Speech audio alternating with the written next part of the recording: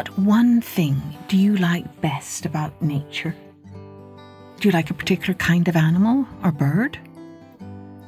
Do you love watching the ocean? Or maybe you love lying on soft green grass and watching puffy clouds sail overhead? Hello everyone, I'm Kathleen Pelly. Welcome to Journey with Story. I wonder how you answered my question, because it's hard to pick out just one thing about this wonderful world of ours, isn't it? Well, today's episode is an old American tale set in an imaginary country called Rutabaga, and it's about a young girl who loves more than anything her white horses, and a young boy who loves more than anything listening to the different kinds of winds. Let's hear what happens when the two of them meet. But before we begin, here's another storytelling podcast I'd like you to meet. It's called Armchair Adventures. You might like to check it out. Here's the host, Connie, to tell you a little bit about what to expect on your armchair adventures. Hi guys! I'm on the lookout for some brave, curious and silly explorers to join me on an adventure. Well, let's put it this way. Have you ever wondered what it would be like to bounce along inside a giant bubble? How about a hike in a tropical jungle? Or what goes on in a top secret superhero lair? Is this a yes, yes, yes?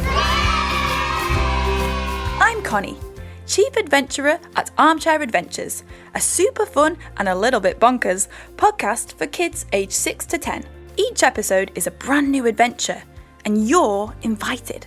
What makes it super special is that I've jam-packed it full of sing and move-along fun. You can listen wherever you get your podcasts. Where will your next armchair adventure take you? You can find all the details in our episode notes, so be sure to check there for all you need to know about Armchair Adventures podcast. Now, let's take a journey with The White Horse Girl and the Blue Wind Boy by Carl Sandburg.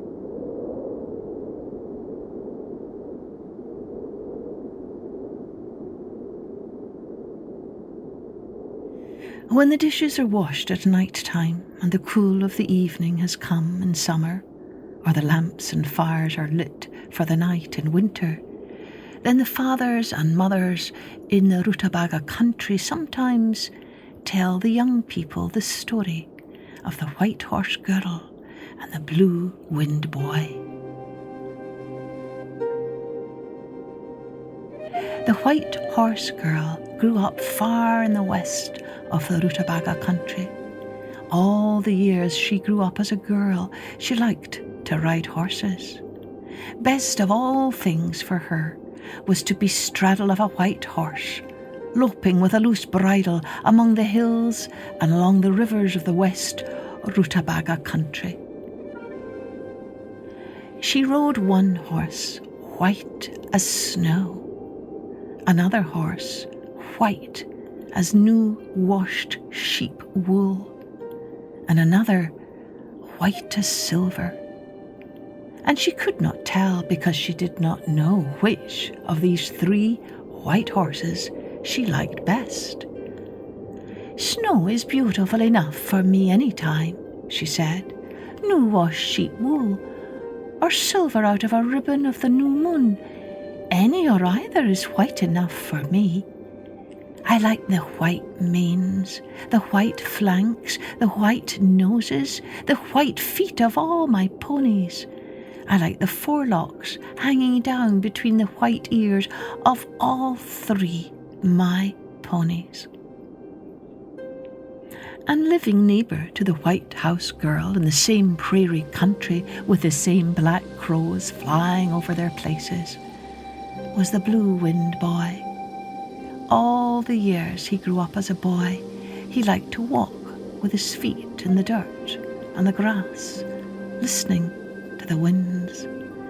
Best of all things for him was to put on strong shoes and go hiking among the hills and along the rivers of the west Rutabaga country, listening to the winds.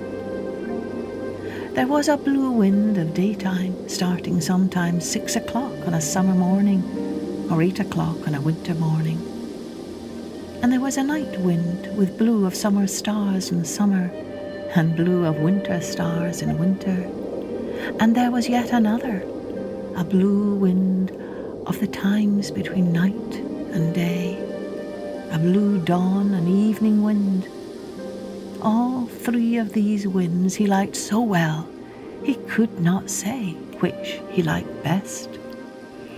The early morning wind is strong as the prairie, and whatever I tell it, I know it believes and remembers, he said. And the night wind, with the big dark curves of the night sky in it, the night wind gets inside of me and understands all my secrets. And the blue wind of the times between, in the dusk, when it is neither night nor day, this is the wind that asks me questions and tells me to wait, and it will bring me whatever I want. Now, of course, it happened as it had to happen. The white horse girl and the blue wind boy met, she straddling one of her white horses, and he wearing his strong hiking shoes in the dirt and the grass. It had to happen they should meet among the hills and along the rivers of the west Rutabaga country, where they lived as neighbours. And of course, she told him all about the snow-white horse, and the horse white as new-washed sheep wool, and the horse white as a silver ribbon of the new moon. And he told her all about the blue winds he liked listening to. The early morning wind, the night sky wind, and the wind of the dusk between, the wind that asked him questions and told him to wait. One day, the 2 of them were gone. On the same day of the week, the white horse girl and the blue wind boy went away, and their fathers and mothers and sisters and brothers and uncles and aunts wondered about them and talked about them, because they didn't tell anybody beforehand they were going. Nobody at all knew beforehand or afterward why they were going away, the real, honest why of it. They left a short letter, and it read,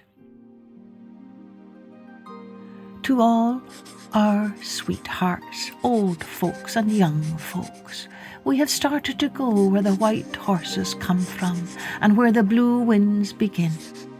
Keep a corner in your hearts for us while we are gone. The white horse girl, the blue wind boy."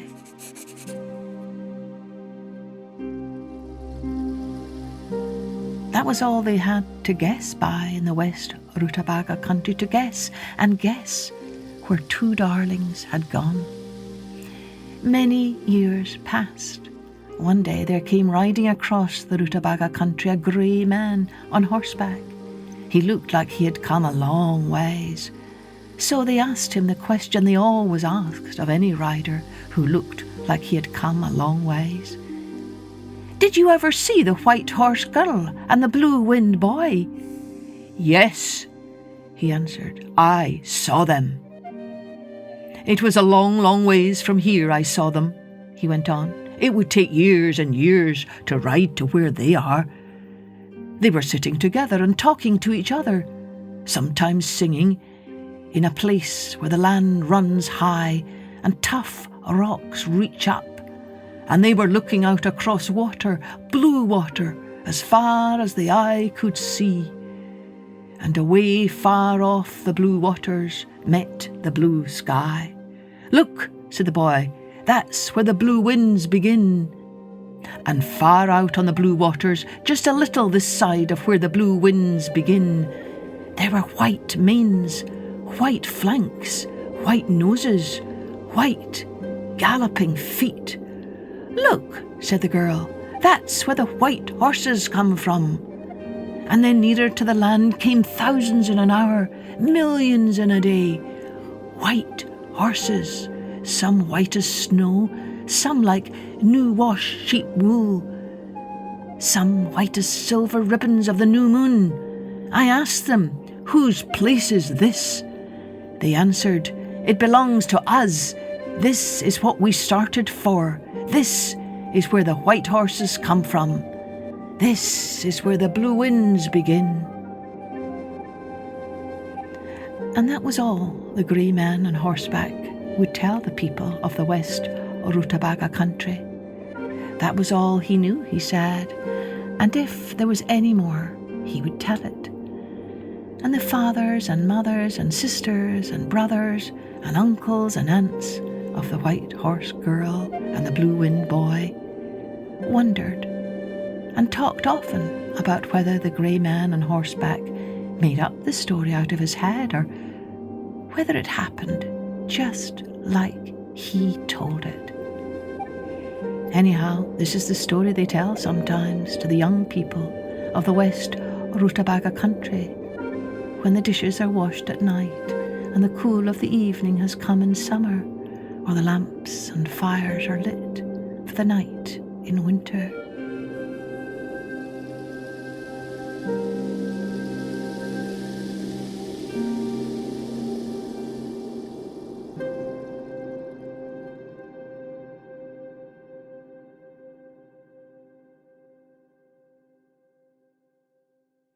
Well, do you believe the grey man on horseback? Do you think he really did see the girl and the boy? Some people might think this story is a little sad, but others think it's quite joy-filled to see the white horse girl and the blue wind boy together, doing what they love to do most in the world. But I bet this picture must have painted some lovely images in your mind. We'd love to see your drawings inspired by this story. You can send them to us at www.journeywithstory.com. Go to the contact page, fill in the form and download your masterpieces there. Cheerio then. Join me next time for Journey with Story.